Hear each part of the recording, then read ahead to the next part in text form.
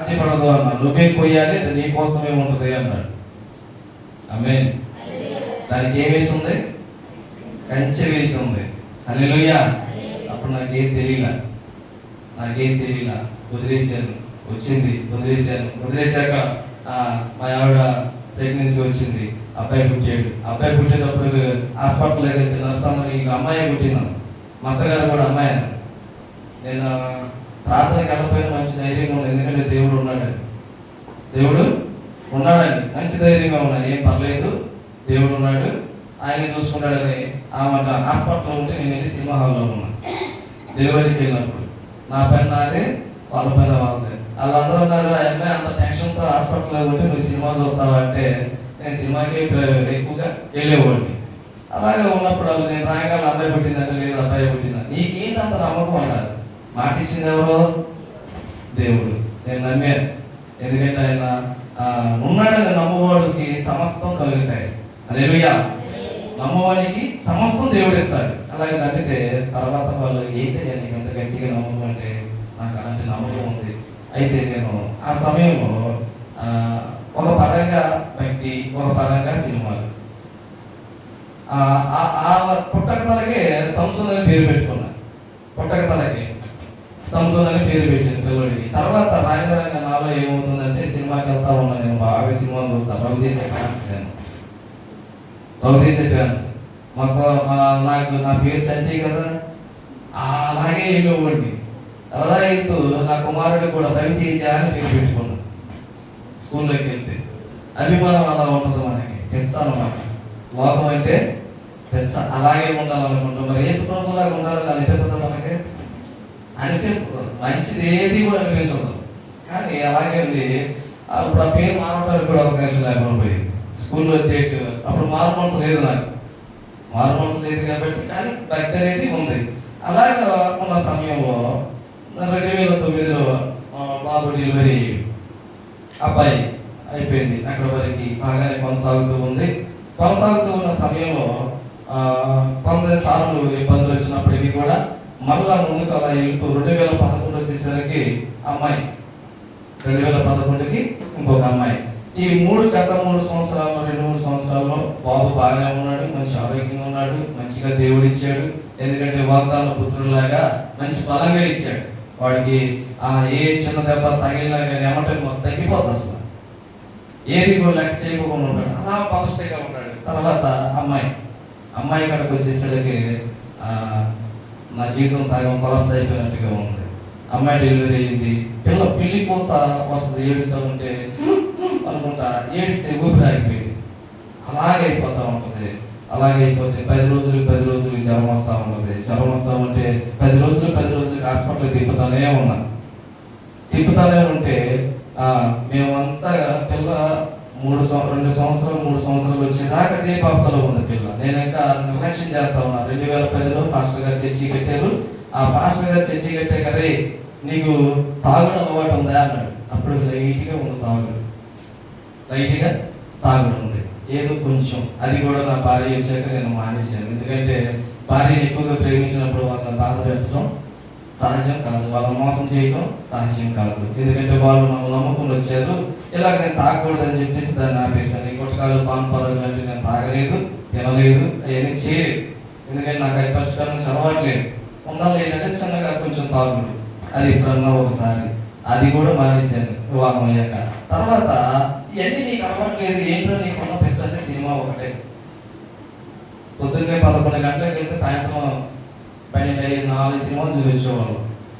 ఆ తమ్ముడు గారు నేను అంత పిచ్చ సినిమాలు అంతే. వెళ్ళి వస్తా ఉండి నీకేం పర్లేదు, నువ్వు ప్రార్థనకి రా, మారు మనసు పొందంటే నేను పొందుతానులే, కొన్ని రోజులంతా బాగున్నాను, నేను కూడా పొందడానికి అన్నా.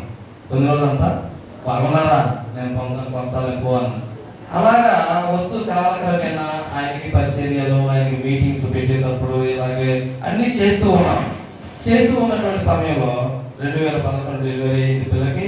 తర్వాత 3వ సంవత్సరం 2014-15 బాగా ఇబ్బంది పడుతున్నా. రూపాయి లేదు. ఎందుకంటే 10 రోజులకి పిల్లకి బాగోట్లా. హాస్పిటల్ తీసుకెళ్తున్నా. మైలవరం తీసుకెళ్తే ఆ టెస్ట్ అన్నారు, ఈ టెస్ట్ అన్నారు. ఎప్పటికప్పుడు 5,000, 10,000 ఒక రోజున గుండెకి రంధ్రం పడిందన్నారు.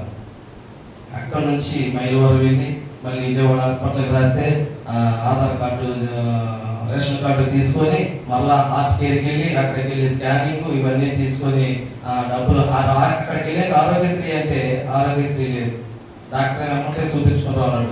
ఆరోగ్యశ్రీ అయితే ఎల్లుండి రమ్మన్నారు, సీరియల్ ప్రకారం అన్నీ ఉన్నాయి. ఎల్లుండి రమ్మంటే ఆయన అన్నాడు కుదరదు, ఈ రోజే రావాలన్నాడు. ఈ రోజే రావాలంటే పక్కన డబ్బులు వచ్చి మళ్ళీ డబ్బులు 15,000 తీసుకొని వెళ్తే 15,000లో 50 రూపాయలు మిగిలే ఛార్జీకి. డబ్బులు ఎక్కడికెక్కడికి అయిపోతుంది, ఎక్కడ దొరికితే అక్కడ తీసుకుని వెళ్తూ కాస్త అప్పులు అయిపోయింది. ఇచ్చే రూపాయి ఎవరు ఇవ్వట్లా. ఇవ్వకపోతూ ఉంటే ఒక రోజున ప్రభువుని అడిగారు. ఎందుకంటే మన కష్టం ఏం చేస్తుందంటే దేవుడిని అడిగేటట్టుగా చేస్తుంది. కొంతమంది ఏంటంటే కష్టం వచ్చినప్పుడు దేవుడిని విడిచిపెట్టి వెళ్తారు. నేనేం చేశానంటే అందుబాటులో ఉన్న వాళ్ళందరూ డబ్బులు ఇచ్చినంత వరకు తిరిగే ధైర్యంగా ఉన్నారు. వాళ్ళు ఇస్తారు, వీళ్ళు ఇస్తారు, వీళ్ళు ఇచ్చారు, వాళ్ళు ఇచ్చారు, అన్నీ అయిపోయి ఎవ్వరు సహాయం చేయట్లా. ఈ డబ్బులు ఎవరు ఇవ్వట్లేదు. రోజు నా పిల్లలకి బాగా డేంజర్ అయిపోయి వాంతులు విరేచనాలు కోతలాగా వచ్చేసి డేంజర్ అయితే మా బాబాయ్ గారిని కాగేసి, బాబాయ్ అమ్మాయికి బాగోలేదు, అప్పుడు వాహనం లేదు, రాత్రి 7 అయింది. అయితే వాహనం తీసుకొచ్చాడు. ఆయన వెళ్తా ఉంటే మా ఊరు దాటాక భీమవరం దాటాక పిల్ల బాగా పిల్లి కోతలాగా వచ్చేసి అని ఆగిపోయింది ఊపిరి. ఒక్కసారిగా అలాగా ఆగిపోతే మా ఆవిడ బాగా ఏడిచింది, బాబాయ్ బండి పెట్టది. నేను ఏడిస్తే మళ్ళీ ఆమె ఏడిచింది. నాకైతే కళ్ళని నేను తిరుగుతున్నాయి. దుఃఖంతోనే ఉండి పక్కకు దిగి ఏదో చూద్దామని చెప్పేసి పక్కన బండి ఆపి పిల్లని అమ్మ ఏడో మాకు కంగారు పడ, మాకు ధైర్యంగా ఉండు, ఏం కాదని చెప్పేసి ఆమె ధైర్యపరిచి ఆ పిల్లను అలా ఇలా ఊపి అటు ఇటు ఊపి పట్టుకొని ఊపితే ఎప్పుడు దేవుని స్తోత్రం అనుకున్నాను. హల్లెలూయా, నిజంగా దేవుడే ఉన్నాడు అనుకున్నా. ఆ రోజును తీసుకెళ్ళి హాస్పిటల్ తీసుకెళ్ళి వచ్చాను. బాగానే తగ్గిపోయింది. మళ్ళా 15 రోజులకి మళ్ళా బాగోవాలి. మళ్ళా అయితే డబ్బులు ఎక్కడ 100 రూపాయలు అడిగి ఎవరు ఇవ్వాల. అప్పుడు మా ఆవిడ అప్పుడు ఒక 5 రూపాయలు, అప్పుడు ఒక 2 రూపాయలు అలాగే ముంతలో చేస్తూ ఉండేది. ముంతలో చేస్తూ ఉంటే ఇక ముంతకైతే అయింది. ముంత పగలబడితే 150 రూపాయలు వచ్చాయి. ఆ 150 రూపాయలు తీసుకొని హాస్పిటల్కి బయలుదేరితే ఎక్కడ ఇచ్చినా సిల్లర్ మొబైల్లో చూస్తున్నారు. ఈ సిల్లర్ ఎక్కడది, ఏం పర్లేదు సిల్లర్ మార్చాలి, ఎవరికి వేస్తారు సిల్లర్? ఇదివరకు నేను బాగా మొదలెట్టు మీరేళ్ళ దేవుడి స్తోత్రం గుళ్ళు గోపురాలు గుమ్మలో బాగా తిరిగేది. ఏంటి తిరిగితే అక్కడికి తీసుకెళ్ళి సిల్లర్ వేయడానికి. అప్పుడు ఆ సిల్లర్ చూస్తే ఎలా చూస్తున్నారు, ఆ సిల్లర్ వేస్తారు అలా వస్తున్నారు. సరే పర్లేదు, మనకు ఉన్నది ఇదే, ఇదేం లేదు. ఆటోకి ఇచ్చాను, మెడికల్ షాప్లోకి వెళ్ళి మెడికల్ షాప్లో ఇచ్చాను, డాక్టర్కి ఇచ్చా, అదే చిల్లరేస్తుంటే అలాగే వస్తున్నారు. ఎంత అసలు బాధాకరంగా ఉంది. వచ్చాను, మధ్యాహ్నం 2 అయింది, ఇంటికి వచ్చాను. పిల్లలు ఒళ్ళు కూర్చోబెట్టుకుని మా ఆవిడ నేను ప్రార్థన చేసుకుంటూ, అయ్యా నా వల్ల ఏది తిరిగాను, ప్రయాసపడ్డాను, పరుగులు తీశాను, ఇదిగో నీవు కనుక సహాయం చేయకపోతే నాకు సహాయం చేసేవారు ఎవరు లేరయ్యా, ఇక నువ్వు తప్ప నాకు ఎవరు లేరని ప్రభు సన్నిధిలో కూర్చొని మొరపెట్టుకొని ఏడుస్తూ ఉన్నా. మా ఏడుపు భగవంతుడే అన్నాడు. ఎవరికీ తెలియదు, అందరు ఎటులా వెళ్ళిపోయారు. అలాగా ప్రార్థన చేసుకుంటే దేవుడు ఒక వాగ్దానం ఇచ్చాడు. 20వ కీర్తనలో గుర్రాలను బట్టి నేను అన్నాను, ఆ రోజున ఏమి తలంచి ఏడ్చానంటే నా వాళ్ళు ఎవరు లేరు. నాది సహజంగా పొందుగల గ్రామం. నాది పొందుగల గ్రామం అయితే అమ్మమ్మ వద్ద వెళ్తుంది. అక్కడ నాన్నగారు చచ్చిపోతే అక్కడికి వచ్చి ఉన్నాం. ఇప్పుడు నా స్వజనంతా ఎక్కడ ఉన్నారంటే పొందుగల గ్రామంలో ఉన్నారు. ఇక్కడ ఎవరు అమ్మ వాళ్ళు ఉన్నారు, వాళ్ళ చెల్లెలు వాళ్ళు. సరే వీళ్ళు ఎంతవరకు సాయం చేస్తారు మనం అనుకుంటాం. ఒకసారి సాయం చేయకపోతే వాడి దగ్గర ఉండి కూడా చేయలేదు అంటారు. కానీ మనకి నిజంగా ఉన్నాయో లేవు, నేను ఆమె మీద ఫీల్ అవ్వాలి, ఉన్నాయో లేవు మనకి ఎందుకు అనవసరం అని చెప్పేసి నేను వెళ్ళి వచ్చి ఆ రోజున ప్రార్థన చేసుకుంటూ నాకంటూ ఎవరు లేరు ప్రభా, ఇక్కడ నేను ఏకాకి ఉన్నా, ఏకాకి ఉన్నా, సహాయం చేసేది నువ్వు తప్ప ఎవరు చేసేవాళ్ళు లేదయ్యా. నీ భార్య భర్తలు ఇద్దరు కన్నీరు కాచి ఏడిస్తే కొందరు గుర్రాలను బట్టి కొందరు రథాలను బట్టి అతిశయపడతారు. కానీ ప్రభువు నాతో ఏం చెప్పాడో తెలుసా? కొందరు మనుషులను బట్టి గుర్రాలను బట్టి రథాలను బట్టి అతిశయపడతారు. వారు కృంగి నేలపడి ఉన్నారు, మనమైతే చక్కగా నిలిచి ఉన్నాం. హల్లెలూయా. దేవుని నమ్మినవాడు ఎలా ఉంటాడంట? చక్కగా నిలిచి ఉంటాడు. మరి వారిని నమ్ముకున్నవాడు కృంగి పడిపోతాడు. ఆ వాగ్దానం ఇచ్చాడు దేవుడు. ఆ రోజున రూపాయి లేదు, తినడానికి తిండి లేదు. వాటర్ బియ్యం తీసుకొచ్చుకొని తింటూ ఉంటే ఆ పిల్లలు నీళ్ళేసుకున్న పిల్లలు కూడా ఇదే పెడుతున్నారు. మత్తగారు తిట్టారు నన్ను. ఎందుకంటే వాళ్ళు తిన్న సన్న బియ్యం. ఏ బియ్యం? వాళ్ళు తినే సన్న బియ్యం, నేను తినేది వాటర్ బియ్యం. ఆ నీళ్ళేసుకున్న పిల్లకాయలు కూడా ఇదే పెట్టేవాడు. నాకున్నదే పెడతా, కానీ నా భార్యని ప్రేమగా చూసుకుంటా. నాకున్నదే ఇది, కానీ భార్యని ప్రేమగా చూసుకుంటా. ఇది చాలా ఉన్నా. మా భార్య కూడా అంతే, మాకున్నదే తింటాం, మాకున్నదే తింటాం, ఏం పర్లేదు, అన్నీ ఇవ్వలేదు, అవ్వాలంటే అవ్వ కదా అని అన్నప్పుడు, అలాగా మనుషులు పట్టిన ఆశపడుతున్నప్పుడు దేవుడు ఆ వాగ్దానం ఇచ్చాడు. ఆ వాగ్దానం ఇచ్చాక దేవుడు నిజంగా ఆయన ఇంకా ఎమ్మటే ఒక మాట ఇచ్చాడు, నా రెక్కల కింద నిన్ను కప్పుతాను అన్నాడు. హల్లెలూయా. నా రెక్కల కింద నిన్ను కప్పుతాను. నిజంగా నా కుమార్తెలైన రెక్కల కింద స్వచ్ఛంగా అలా కప్పేశాడు. హల్లెలూయా. ఎందుకంటారేమో, అప్పుడు దాకా మేము మాంసం కోరిక ఏంటంటే పిల్ల పద్యం చేస్తా ఉండేది. దేవుడు వాగ్దానం ఇచ్చాడు, నేను తిరగలేను ప్రభా, ప్రయాసపడలేనయ్యా, ఎంతవరకు తిరిగా, ఎంతవరకు ప్రయాసపడ్డా, ఈ ప్రయాసం నా వల్ల నేను ఒక తీర్మానానికి వచ్చా, ఇదిగో నా పిల్లల కన్నా ముఖ్యమైన నాకు ఏది లేదు. లోకం నాకు వద్దు, లోక పాపం అవసరంలా, సినిమాలు అవసరంలా, నేను మారు మనసు పొందుతా. అప్పుడు దాకా అయ్యగారు చెబుతూ ఉన్నారు, రారా మారు మనసు పొందు, మారు మనసు పొందు, మారు మనసు పొందని ఆయన అడుగుతూ ఉంటే నేను నిర్లక్ష్యం చేస్తా ఉన్నా. డబ్బులు ఇస్తున్నారు, వెళ్తూ ఉన్నా, చూపిస్తూ ఉన్నా, బలహీనం అయిపోయాను. ఎటు సహాయం లేదు, అత్తగారి నుంచి సహాయం లేదు, పుట్టిన నుంచి సహాయం లేదు, ఎవరో సహాయం చేయట్లా. ఇక అప్పుడు తీర్మానం చేసుకొని నా పిల్లలకు మించి నాకు ఏది అవసరం లేదు ప్రభా, నేను మారు మనసు పొందుతా. అప్పుడు పొందుతాను అన్నాక అని 2014 అంటే 2016లో పొందే. ఎప్పుడు? 2014లో. అంటే నా ఉద్దేశం ఏంటంటే పొందుతా, నలగా ఎక్కడ? లోకంలోనా? ప్రార్థనలో నలగాలి. అందరూ వచ్చారు, ప్రాక్టీస్ తీసుకుంటున్నారు, వెళ్ళిపోతూ ఉన్నారు. నేనైతే ఇలాగా మారు మనసు పొందేటప్పుడు నేను ఆ 4 సంవత్సరాలు అలా వెళ్ళి 2016లో మారు మనసుకు కూర్చున్నా, మారు మనసు పొందుకున్నా. అయితే 2016 అప్పుడు పిల్లలకి ఎన్ని సంవత్సరాలు? 2011 నుంచి 5 సంవత్సరాలు. అయితే నేను ఎప్పుడైతే దేవుడు వాగ్దానం ఇచ్చాడో వాగ్దానం ప్రకారంగా పిల్లలకి జ్వరం రాదు. హల్లెలూయా. జ్వరం లేదు. ఎన్ని రోజులకి జ్వరం? 10 రోజులకి జ్వరం లేదు. జ్వరం రాలా. రూపాయి ఎవరిని అడిగి నేను పిల్లలకి నేను తొలిపెట్టలా. హల్లెలూయా. దేవుడు నమ్మదగిన దేవుడు. ఎందుకంటే మనం కష్టపడ్డది ఆయన ఆశీర్వదించాలంటే ఆయన ఆశీర్వాదం ఉండాలి. మన కష్టం మనం అనుభవించాలంటే దేవుని ఆశీర్వాదం ఉండాలి. అలాగే మారు మనసు పొందాక మారు మనసులో కూర్చొని 3 రోజులే బాప్టిజం నాకు ఇవ్వమన్నారు. మనం చెప్పారు కదా, 3 రోజులే బాప్టిజం ఇవ్వమంటే 3 రోజులు నేను ఇవ్వను రా అన్నాడు.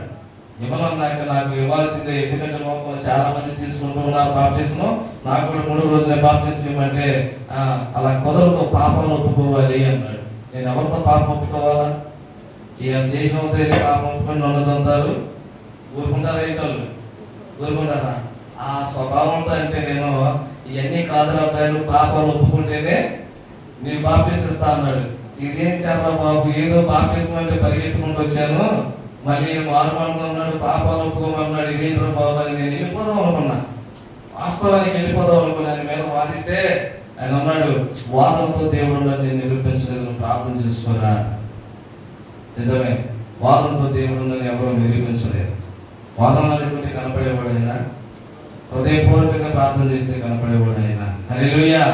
అలాగే ప్రార్థన చేసుకుంటూ ఉన్న సమయంలో ఆ 3 రోజులు కూడా అయ్యగారు మారు మనసు గురించి, బాప్టిజం గురించి చెప్పాడు. ప్రయాణ గ్రంథంలోకి వెళ్ళాల, సువార్తలో చెబుతూ ఉన్నాడు. కానీ దేవుడు మాట్లాడి ప్రయాణ గ్రంథం 3:3లో మాట్లాడుతూ నువ్వు ఎలాగో ఉపదేశం పొందావో, ఎలాగో విన్నావో వాటిని జ్ఞాపకం చేసుకుని మారు మనసు ఆ మాట అన్నాడు. లేచి చదువు, ప్రకటన గ్రంథం 3:11 చదువు అని ఒక స్వరం బాగా వినపడుతుంది. నాకు అప్పుడు ముళ్ళంతా మాట్లాడిపోతూ ఎండలో పుడుకుంటే ఎలా ఉండదో అలాగా ఉండి నేను అటు ఇటు తిరుగుతూ ఉంటే కుదరదు, అంటుండే. లేచి ఆ అయ్యగారు లేపి, ఇది సంగతి ఇలా స్వరం వినపడుతుంది, చదవండి చదువు అన్నాడు. అది చదివన్నాక ఆ మాట, ఏ మాట అయితే ధృవీకరించాను అదే మాట ద్వారా నాతో దేవుడు మాట్లాడాక నేను అంటూ ఉన్నా, నన్ను క్షమించయ్యా, నీతో విరోధంగా మాట్లాడి నన్ను క్షమించు అని టైగర్ కాలాలు పట్టుకొని నన్ను క్షమించాను, నాకు ఇంకేముందో చదవరా అన్నాడు. 3:11 ఎవడో నీ కిరీటం అపహరింపకుండా జాగ్రత్తగా దాన్ని గట్టిగా పట్టుకో. అప్పుడు అయ్యగారు అన్నారు, నీకు కలిగింది ఏంటో నువ్వు దేవుణ్ణి అడుగు, నువ్వు పట్టుకోవాల్సింది ఏంటో దేవుణ్ణి అడుగు. అప్పుడు అన్నాను, ప్రార్థన చేసుకుంటూ ఉన్నా, పాపాలు ఒప్పుకోమన్నాడు. నేను ఎవరితో కోపంగా ఉన్నానో, ఎవరితో ద్వేషంతో ఉన్నానో వారందరికీ ఫోన్ చేసి దేవుని సన్నిధిలో ఉండయా, నేను ఇలా మారు మనసు పోతున్నా, నీ ఎడలైనా అపరాధం చేశాను, నేను కాని మాటలు మాట్లాడినాను, క్షమించని చాలా మంది ఫోన్ చేసినప్పుడు వాళ్ళు రెస్పాండ్ అయ్యి కొంతమంది క్షమించారు. కొంతమంది ఏమన్నారంటే, నువ్వు నాన్నేం చేసావు పోరా, అది పెద్ద లెక్కలోది కాదు, సహాయం తిట్టుకుంటారు కదా, ఇది లెక్కలోది కాదు, లేపో ఏం పర్లేదు అన్నాడు. అయితే ఆ క్షణాన్న నిజంగా ఒక వ్యక్తి దగ్గరికి వెళ్ళి ఆడు శత్రువు చూసే కన్నా వాడు క్షమించాను అన్నాక, ఆడు క్షమించాక మన హృదయం ఎలా ఉండదంటే సంతోషంగా ఉండదు. దేవుని స్తోత్రం. అవునా? శత్రువు వచ్చినప్పుడు మనం ఏం చేస్తాం? మనం తిప్పుకొని అసలు అలా ఏం లేదు రా, నువ్వేం చేయాలి నా పట్ల అన్న మాట నాకు అన్నా కానీ చేసింది దోషం నేను. ఆయన ఏమన్నాడు? నువ్వేం చేయలేదు అన్నాడు. అంటే వాళ్ళు కూడా మనల్ని క్షమించారు. మనం ఎప్పుడైతే క్షమాగుణం కలిగి ఉంటామో అమ్మకడుగు కూడా క్షమించడానికి సిద్ధంగా ఉంటాడు. హల్లెలూయా. అలా పాపం ఒప్పుకున్నాక ప్రభువుని అడుగుతూ ఉన్నా, ప్రభా ఏంటి నేను పట్టుకోవాల్సిందంటే, ప్రభు వాక్యంతో మళ్ళీ మాట్లాడుతూ ఉన్నాడు. ఆయన ఇదిగో కోత విస్తారము, పనివారిని కావాలని యజమానుని వేడుకొను. అలాగే దేవుడు ప్రతిదీ చూపిస్తూ ప్రతిదీ మాట్లాడుతూ ఉన్నాడు. నేను ఆదివారం కూర్చుంటే ఈస్టర్ పండుగ మార్చి 7వ తారీఖు వచ్చింది ఆ సంవత్సరం 2016లో. ఈస్టర్ రోజున బాప్టిజం తీసుకున్నా. హల్లెలూయా. ఈస్టర్ రోజున బాప్టిజం తీసుకున్నా. అయితే బాప్టిజం తీసుకున్నాక మరి మన నడక మారాలా, అలాగే ఉండాలా? మారాలా? నేను ఆదివారం ప్రార్థనకి రావాలి, నువ్వు పని మాని అనేవాడు. నేను మారు మనసు పొందాక 2-3 సార్లు పనికి వెళ్ళాను. పనికి వెళ్తే ఆ పని ప్రార్థన అయిపోయేదాకా అవ్వదు. ఆ పని మొదలైన అవ్వలా. పొద్దున్నే వెళ్ళిన ప్రార్థన మానేసి ఆ పని ఎప్పుడైందంటే 1:30 దాటాకే పని మొదలెట్టేవాళ్ళు. అప్పుడు దాకా ఆ పని ముహూర్తంలోకి వచ్చేదే కాదు. అలాగా నేను నిర్లక్ష్యం చేసినప్పుడు నాకు అర్థమైపోయింది. నేను ఇలాగా ఆయన వాక్యం చెబుతా ఉంటే, అయ్యారు అరే ఆదివారం రోజు నీకు ఆఫర్లు ఎక్కువ వస్తాయి, దాన్నే కాదనుకోవాలి. దేవుడి కోసం మనం ఏది కాదనుకుంటున్నామో ఆయన చూస్తాడు అన్నప్పుడు నిజంగా నేను అలాగా వెళ్తూ ఉన్న సమయంలో నేను స్లాబ్కి వెళ్తే ఈ మధ్యకాలంలో నాకు 2200 వస్తాయి. ఒక రోజు స్లాబ్కి వెళ్తే 2200 వస్తాయి. ఇంకా మామూలు ఇస్తే 200 వస్తాయి, 2300 వస్తాయి. అది కరెక్ట్గా ఎప్పుడు పెడతారంటే ఆదివారమే పెడతారు. ఆదివారం ఎందుకంటే ఉద్యోగస్తులు ఆ రోజే ఫ్రీగా ఉంటారు కాబట్టి వాళ్ళ ఇల్లు చూసుకోవడానికి వాళ్ళు కూడా ఆప్షన్ అవ్వకుండా ఉండదు. కానీ నేను వెళ్ళేవాడిని. ఇప్పుడు డబ్బులు అవుతున్నాయంటే ఏం చేస్తాను? 2 రోజులు కూలి, 1 రోజు 3 రోజులు కూలి. 1 రోజు వస్తుందంటే ఆగుతారా? ఆగడం. అదైతే నేను వాటన్నిటిని విడిచిపెట్టాను. మారు మనసు పొందాక ఒక్క ఆదివారం కూడా నేను మిస్ అవ్వాల. హల్లెలూయా. ఒక్క ఆదివారం కూడా మిస్ అవ్వాల. ఆరోగ్యపరంగా ఆరోగ్యం బాగోపోయిన చలాన్ని పెట్టించుకున్నా వచ్చి చర్చిలో కూర్చొని మరలా చలాన్ని పెట్టించుకోవడం ప్రార్థన అయిపోయాక వెళ్ళాను. హల్లెలూయా. అలాగుంది. ప్రతి వారం బుధవారం, ఆదివారం, శనివారం ఈ వారాలు క్రమం బల్లారాధన ఒక్క నెల కూడా మిస్ అవ్వాలి. ఒక నెల కూడా మిస్ అవ్వాలి. దేవుడికి ఎంత నమ్మకంగా ఉంటామో దేవుడు మన పట్ల అంత నమ్మకంగా కార్యాలు చేస్తాడు. ఎందుకంటే దేవుడు నమ్మదగిన వాడు, మనము నమ్మదగని వారము. ఎప్పుడు ఎలా ఉంటామో మనకే తెలియదు. అలాగా మారు మనసు పొందాక కూడా గుణలక్షణాలు మారుతాయి. దుష్టుడు ఏలుబడి చేస్తాడు మనిషి మీద. పాస్టర్ గారు వదిలిపెట్టి వెళ్ళిపోయాను. నువ్వు వద్దు, నీ సంఘం వద్దు, నువ్వు వద్దు, నీ సంఘం వద్దు, నీ పరిచయం నేను వెళ్ళిపోతాను. వెళ్ళిపోయి ఎట్టున్నారంటే గాలిపటం, తెగిపోయిన గాలిపటంలా తిరిగినట్టు అయిపోయింది నా బతుకులు. అలా వెళ్తూ ఎక్కడ సంఘం ఉందా, ఆత్మీయ మాట్లాడుతూ దొరకాలిగా బయటికి వెళ్ళాక ఇప్పుడు దాకా ఆయనకి మనకి కలిసిపోయింది. ఆయన ఎలా మాట్లాడుతున్నాడు, ఆత్మీయంగా మన నడిపింపు ఎలా ఉందో ఆయన నడిపిస్తూ ఉన్నాడు. అంత భావంతో మాట్లాడే వాళ్ళు దొరకలేక తిరుగుతూ ఉంటే ఎక్కడ మళ్ళా వచ్చి దేవుడి దగ్గరికి అయ్యగారు ఒక వాక్యంతో మీరు ఫీల్ అవుతారు. నేను ఫీల్ అవ్వాలి. ఆయన అన్నం తింటే ఫోన్ చేసి మట్టి పెంకు మీద గచ్చుపోత పెండిపోత పూసినట్టు పెరవు లోపల కలహం పెట్టుకొని పెదవులతో మంచి మాటలు పలుకుతారా అన్నాడు. ఆ మాటకి నాకు బాధేసింది. అంటే ఇప్పుడు నాలో ఏముంది? లోపల కుళ్ళు, కుతంత్రం, పగ, ఈర్ష్య ఇవన్నీ తొలగిపోవాలిగా. ఈ గచ్చిపోత, ఈ ఎండిపోత నాకు అవసరం లేదు అని నేను మానేసి ఇప్పుడు వరకు ఎన్ని తిరిగిందే లేదు. హల్లెలూయా. ఎన్ని తిరిగిందే లేదు. నిజంగానే మారు మనసు పొందాక కుదురు పడటం అనేది చాలా కష్టం, చాలా కష్టం. మారు మనసు పొందినప్పుడు దుష్టుడు ఏలుబడి చేస్తాడు, సంఘం నుంచి వేరు అంటాడు, వ్యతిరేకతలు వస్తాయి, పాపం చేయమంటావు. నీ మనసులో ఏదైతే మెదులుతుందో దాన్ని చేసేదాకా వాడు విడిచిపెట్టాడు. హల్లెలూయా. దాన్ని విడిచిపెట్టడానికి వీలే లేదు. అంత బలంగా పట్టుకుంటాడు. నా బలహీనతల్లో ఇంకా సాక్ష్యం చెప్పాలంటే నా దరిద్రత చాలా ఉంది, కానీ దేవుడు మహాకృపను బట్టి ఈ రోజు నన్ను సజీవుడిగా ఉంచాడు. హల్లెలూయా. మారు మనసు రక్షణ దేవుడిలోనికి వచ్చాక పూర్వపు స్థితి ఎలా ఉంది, ఇప్పుడు ఉన్నటువంటి పరిస్థితి ఎలా ఉంది? నేను ఎవరితోనూ పగతో లేను. నేను ఎవరి దగ్గరికి వెళ్ళిన ముందు నేనే పలకరిస్తాను. వారు నన్ను పలకరియాల్సిన అవసరమే. మా ఆవిడ అంటది, నువ్వు సిగ్గులేను అంటది. ఏం పర్లేదు, వాళ్ళు పలకరిపోయి నువ్వే పలకరిస్తా. ఎందుకు? వాళ్ళ ఇంటికి వెళ్ళాక వాళ్ళు పలకరించేది ఏంటి? మనమే పలకరిద్దాం, అంతేనా? అలాంటి స్వభావంతో వాళ్ళు పలకరించేదాకా మనం ఉండాలంటే విరోధం వస్తుంది.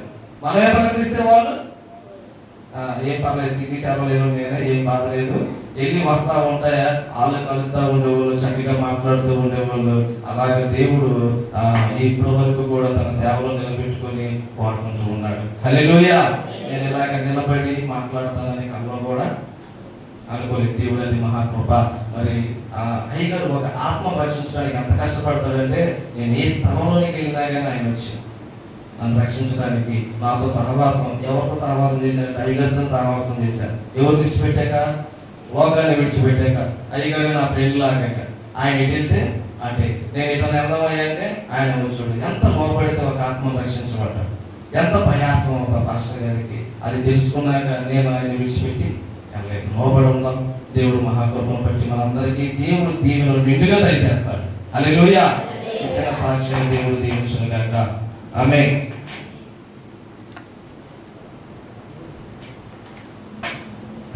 దేవుని స్తోత్రం. దైవజనులు పిఎస్ పాలయ్య గారు మధ్య ఉన్నారు. వారిని వేదిక మీద ఆహ్వానిస్తున్నాం.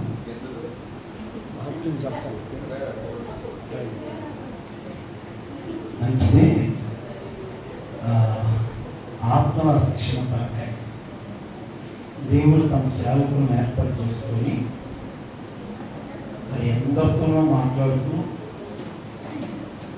రక్షించడమే ఆయన పని. ఆయన పనిలో సేవకుడు ఒక సాధన. హల్లెలూయా. ఆ ప్రయాసంలో నిజంగా చాలా మరి రకరకాల పరిస్థితులు ఎదురవుతూ ఉంటాయి. అయినప్పటికీ సరే అవమానాలని తట్టుకుంటూ మరి నిందలు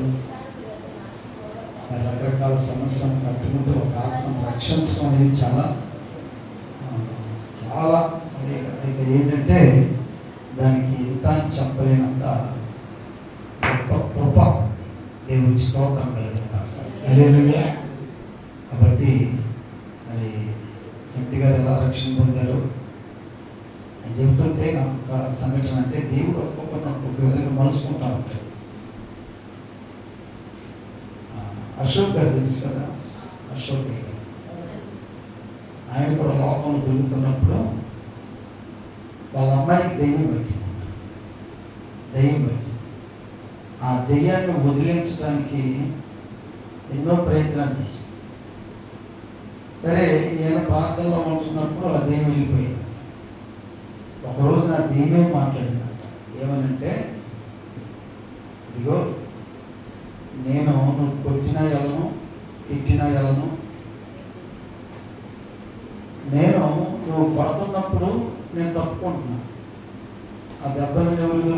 మీ అమ్మాయికే తగ్గుతుంది. మరి ఎట్టెళ్ళింది ఎట్టెళ్తావు నువ్వు అని అంటే ఆ దెయ్యమే చెప్పిందంట. ఏమని చెప్పిందంటే నువ్వు రక్షణ పొందితేనే. అసలు మామూలు విషయం ఇది. బైబిల్లో కూడా ఒక మాట ఉంది, కుతోను చిన్నదానికి, కుతోను అనే అపవిత్ర ఆత్మ ఆ చిన్నదానిలో ఉన్న తర్వాత ఇదిగో రక్షణ గురించి నీకు రక్షణ విషయాలు చెప్పేవారు ఇక్కడ ఉన్నారు. ఆమేన్. దెయ్యాలకు తెలుసు నువ్వే రక్షిస్తాడు, ఆయన రక్షిస్తే కనుక మనకు అక్కడ అవకాశం ఉండదని. కానీ